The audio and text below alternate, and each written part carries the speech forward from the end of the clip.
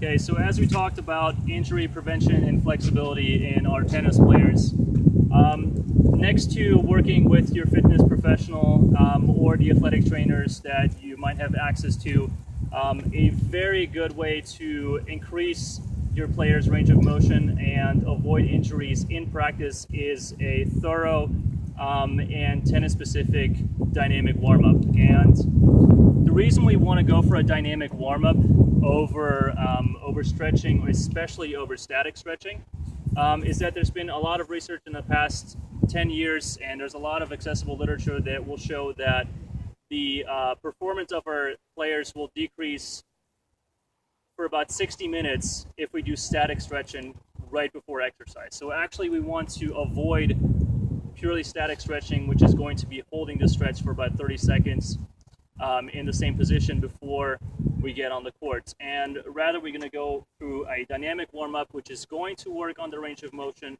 and flexibility, and also at the same time strengthen the muscles that we want to work on.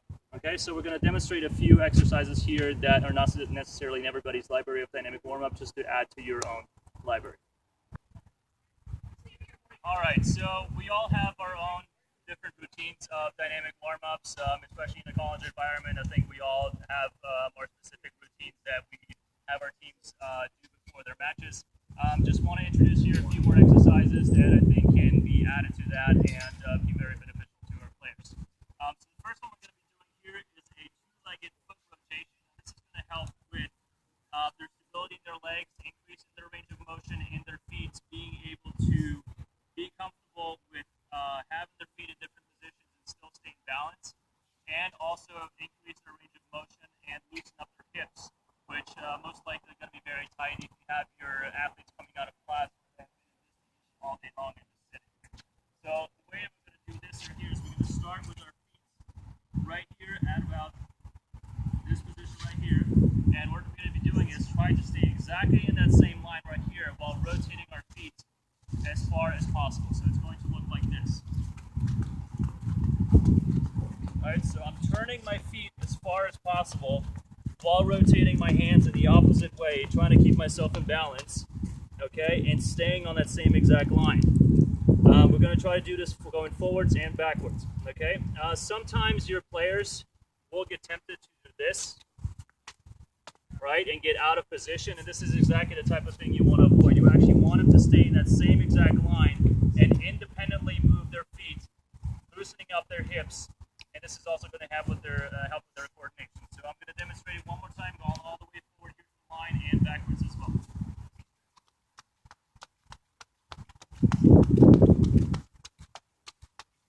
And I'll stop right here, and I do the exact same thing going backwards, trying to stay in the same line.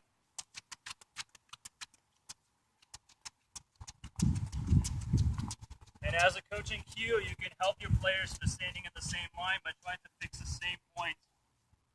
Looking forward right here, for example, I'm going to try to look at the doubles alley line and just try to follow that same point going forward. Okay, as we do this two-legged, we're going to obviously do it single-legged as well, because most of our movements are going to be single-legged in tennis, so we're going to do the exact same thing, sitting on one leg here, and try to rotate out as far as possible. Okay, and this one is going to be a little bit harder for most of your players, especially going out in this position right here. You're going to see a lot of knee movement right here, so you can adjust the speed at which you're doing this exercise depending on their capabilities.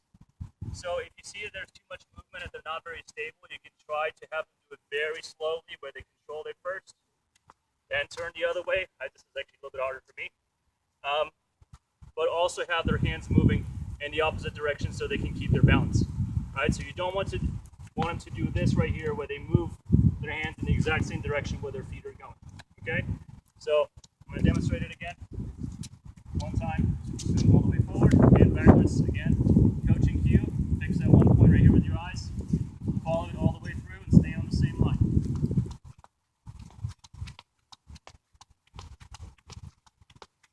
Up, and same thing backwards.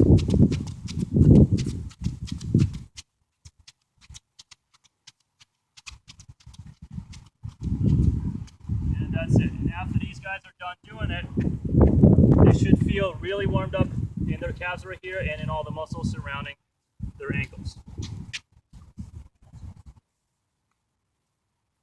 Okay, another exercise that we can include in our dynamic warm-up here is going to work on our one-legged stability, our strength also, and especially on our landing mechanics. Okay, so we're going to be doing jumps laterally over the line right here, but what we're going to be doing is actually holding the position in order to be stabilizing our foot in that same position, feeling that we can keep our balance in that position, and then being able to change direction going out of that position right here again. Okay, so instead of just jumping back and forth, which is what we typically see in warm-up sometimes, right? We're actually going to be jumping a little bit higher and holding that position by going down and decelerating using our eccentric strength in our leg muscles. Okay, so it's going to look like this. We're going to be using our arms and holding. And again, I'm going to go over and hold. Okay, so you can already see here that I'm trying to keep my balance. I'm losing it sometimes. Make sure that you tell your players to use everything in their body to keep their balance. Okay, so you don't want to look at like this, where you don't use their hands and their feet to find their balance. Right? It can't be looking like this. Right? Also, you want them to land on their foot softly. Okay, we don't want any landings that are going to sound like an elephant circus. Right? That's not good either. That's going to result in injury when they run, because you don't want them to stop like this. Right? You want them to be able to slowly decelerate, change direction, and come out safely. Okay? I'm doing that same thing, exactly the same thing on the other foot as well. Going up here and stopping. Going up here and stopping. Depending on your player's abilities, you can do sets of 5 or sets of 10 on each leg. Again, see how far they can go. If after 3 or 4 they start getting tired and you see their knees moving, tell them to take a little break, do it properly with proper technique, and work on their landing mechanics and deceleration.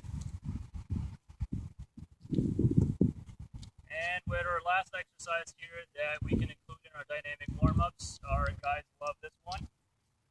It is the lateral monster walk, and we're also going to be doing the linear monster walk. So it's going to look like this. We're going to go all the way down here in this position down here. We don't want to stay up too high up here. Okay, and this one's also going to be a pretty good indicator of your athlete's strength in their hips. Okay, if they have trouble creating force on the serve, for example, out of the coil from the hips, it's going to be a pretty good indicator where their weakness lies. Okay, so you want them to stand down here, take steps over in this fashion right here, while still keeping their head straight. You want them to lean over, not curve their back, not come up their heels too much. You want them in this position right here. Okay, so we're going to go back as well. We're going to keep them in this position right here. This is going to start burning really, really fast. Okay, so if your players tell you after 3 or 4 steps, hey, I can't do this anymore, this is a pretty good indicator that you need to keep doing this, because this is a very, very good exercise to strengthen their legs and their hips. Okay? Important coaching cue on this one. Make sure that everything stays under tension. Okay? Which means they cannot bring their legs too close together. If they stay here, they're no longer under tension. This is comfortable for them to stand in. Okay? So make sure that you stand out here outside of our hips. Okay? This is going to be constantly under tension. And if you want to do it in an advanced way, or do it in a strength and conditioning program, we're actually going to have bands around their ankles that are going to keep our hips constantly under tension. In a dynamic warm-up, we're not really going to go that hard and fatigue our players before, so we're just going to keep them out here, outside of our hips. This is going to start burning really quickly, activate all of their muscles in your hips and glutes. Okay, and now we get to the frontal variation of our monster walk, which is going to look like this. We're going to get into the exact same position. You can either keep your hands behind your head in order to keep your back straight, and make sure you're not leaning over, or you just keep them right next to you in a natural position if you're able to stay in this athletic position without leaning over or creating any sort of imbalances. Okay, so we're going to get down here to the same position. We're just going to walk forward with our feet being outside of our hips right here. We're not going to come inwards here. And again, same thing as in most of these positions. As a coach, we're going to be looking for their knees not coming inwards, them not leaning forward. And if they start coming up here as they're getting tired, again, this is a pretty good indicator that we still need to be working on this, okay? If they can maintain this position down here, you say, all right, just hold it, hold it, hold it, hold it. And at the same time, this is also going to work on their flexibility, right? Most of the time, they're going to start getting tight here, if they've been sitting all day, you're going to be tempted to stand up here. Make sure they work through the entire range of motion down here in these steps. You're going to have very, very